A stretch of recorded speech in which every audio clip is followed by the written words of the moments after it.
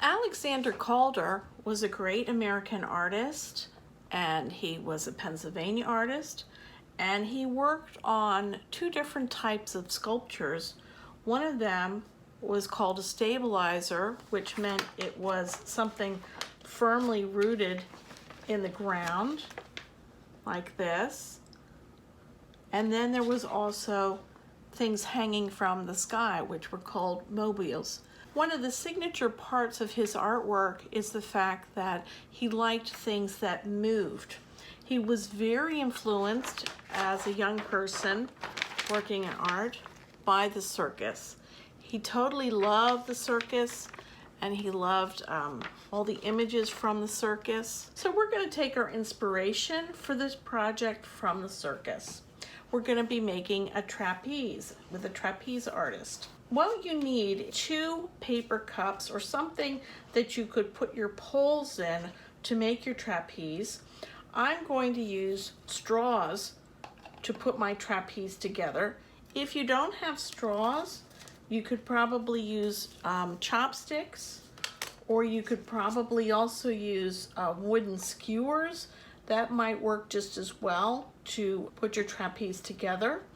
You're also going to need 2 small safety pins for my project. If you don't have safety pins, you might also be able to use small paper clips, and that might work as well too. I'll need some tape. I'll need some all-purpose glue. I'm going to use some thin cardboard, or you could use paper, something I can color. And I'm going to be using dental floss. You can also use thread, but dental floss is great because it's easy to cut off and measure. So I'm going to take my 2 cups, and this is where skewers are good. You can use the scissors, but right in the middle, I'm going to poke a hole in each of my cups. Now, since I'm going to use straws, I'm going to make it a little bit bigger.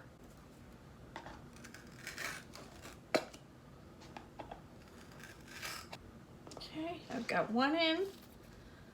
Now I'm going to get the other. So I want 2 uprights to be able to put my trapeze artist here in the middle. I'm going to want a bar, so if I put my trapeze apart, I think this will probably work really well.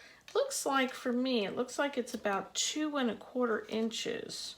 And I'll just cut it.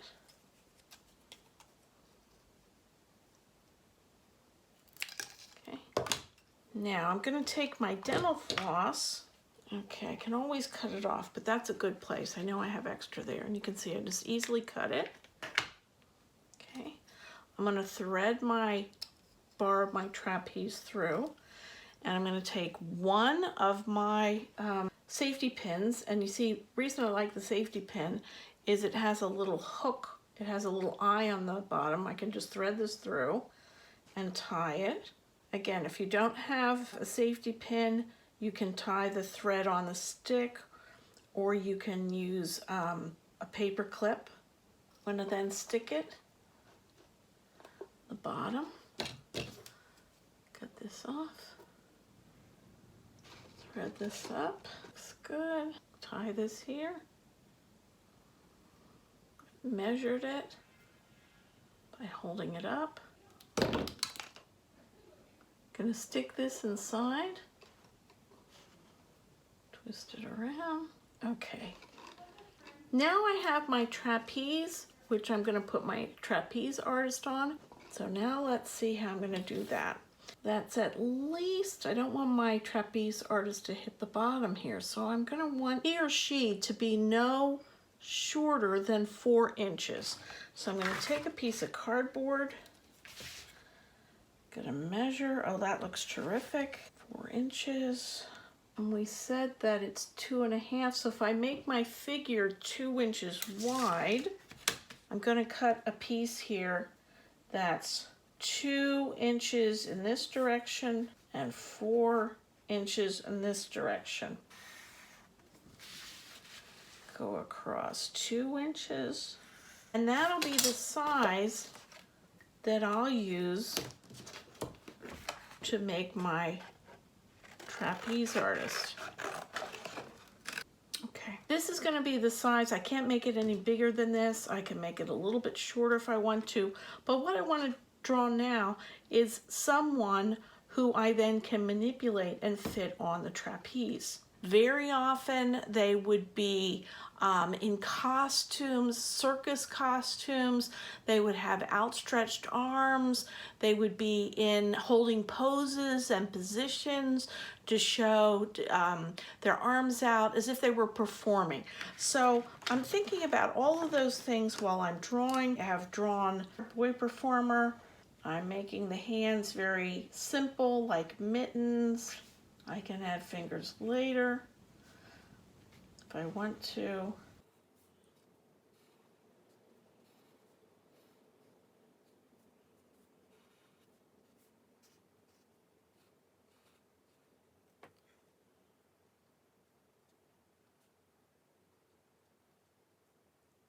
Now I'm going to color it in, erase any lines I don't want. And I can use markers or crayons to color in his outfit.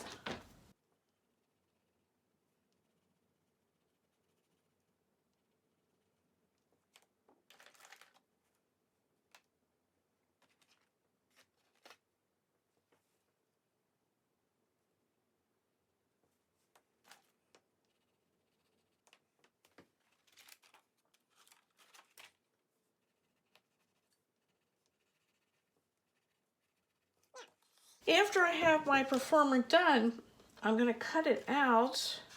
This is really good cardboard. This comes from cat food containers, but another great source of cardboard, if you're looking for one or you don't have cardboard around the house,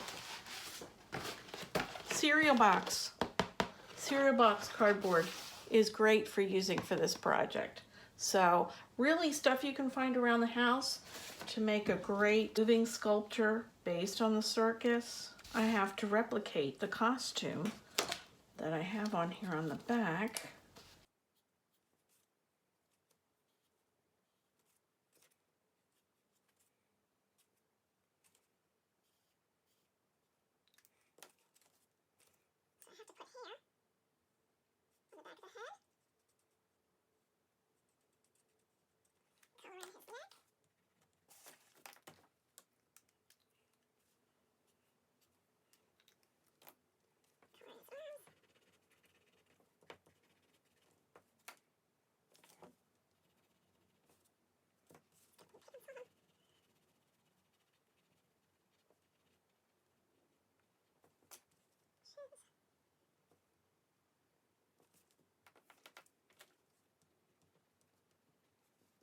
Now I have my circus performer, front and back. Now I can either decide that I want to put his hands here and just fold over his hands and glue him on, or I can decide he might want to be hanging upside down. If I want him to hang upside down, I can take a Sharpie and just dip his legs and roll him so that you can see, as a trapeze artist, he can be going upside down. Now, maybe he's also just caught another artist, a girl that was flying from another trapeze. If I get time, I could always make two of these and I could have them going back and forth. So I also have my girl trapeze artist here. I'll quickly outline her. And again, circus performers usually wear very fancy costumes because they need to be seen from the crowd. If you're not sure what the girl will wear, sort of think of like a ballet costume or a tutu or a bathing suit. And on their feet, they usually just have very simple slippers. They usually don't go barefoot because I think it just looks more dressed if they have the slippers on. And they might be striking a pose. I'm going to put my trapeze artist with a little bit of red here because sometimes they have makeup. They could look like clowns on the trapeze. And like him, she's got to be the same on both sides. The easiest way to do that is to cut her out and then color the other side. As you're doing this, You can come up with all kinds of poses and costumes and all kinds of things for your performers to do. You just have to make sure that they're the same on both sides. So look at where her costume comes down.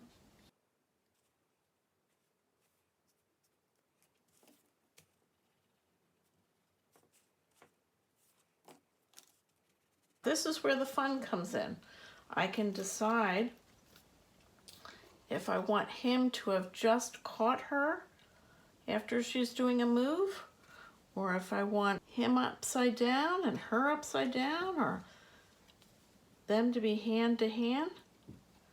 I think that's how I'm gonna do it. I think I'm gonna do it like this.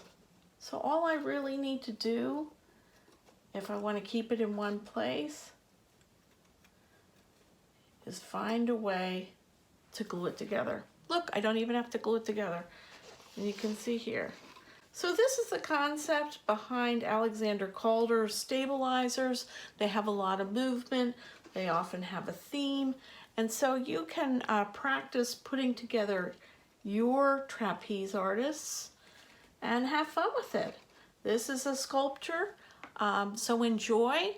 And I hope you learned something about the type of work Alexander Calder would do. Bye.